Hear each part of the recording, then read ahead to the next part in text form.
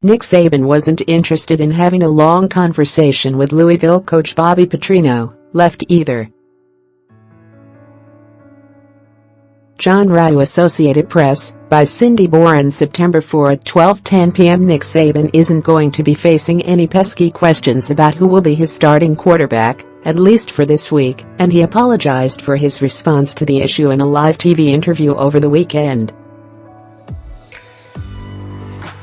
The Alabama coach, who has refused to commit to either Tua Tagovailoa or Jalen Hurts despite being pestered and peppered with reporters' questions, made it official Monday. The guy who came off the bench and led the Crimson Tide to the national title last winter will be the starter.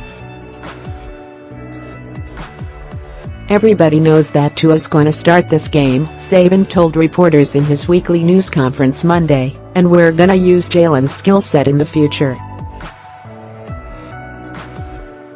Having two stellar quarterbacks is a nice problem to have, unless you're the person who holds their futures in your hands.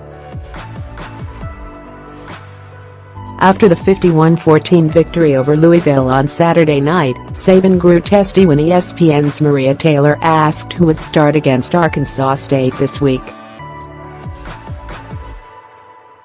"Well, I still like both guys," he said. "I think both guys are good players. I think both guys can help our team, all right? So why do you continually try to get me to say something that doesn't respect one of them? I'm not going to. So quit asking." Saban was widely criticized for the lack of civility and said he had phoned Taylor to apologize. "I need to learn a better way to respond to that, and I pray every Sunday that I never get angry," he said Monday, via L.com. Saban added that penalties and mental errors on the field contributed to his frustration, saying it was a time and circumstance thing for him.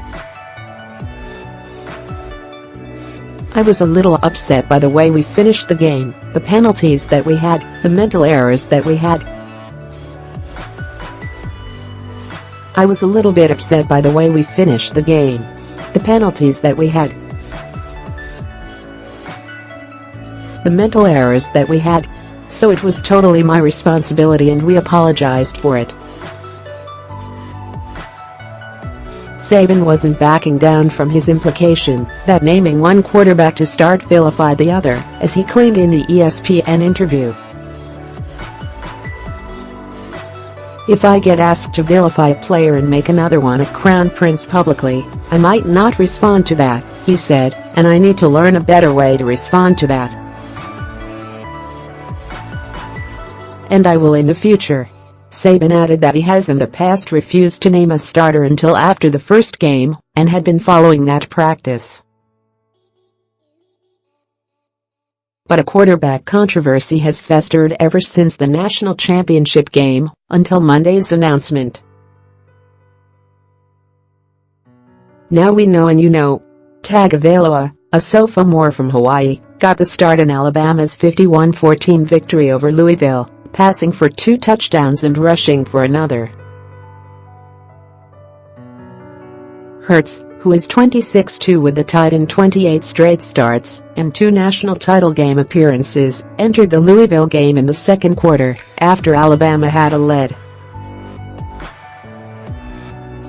Tua is instinctive and made pretty good decisions in the game, and got the ball to the right place most of the time," Saban said. Hurts expressed some displeasure with the situation before the season started. He is set to graduate in December, but could take a red shirt and retain a year of eligibility if he appears in 4 or fewer games. That would allow him to leave as a graduate transfer and play immediately with 2 years of eligibility. "Just to be clear about something, I love all of our players on our team," Saban said Monday, via ESPN video. "And I think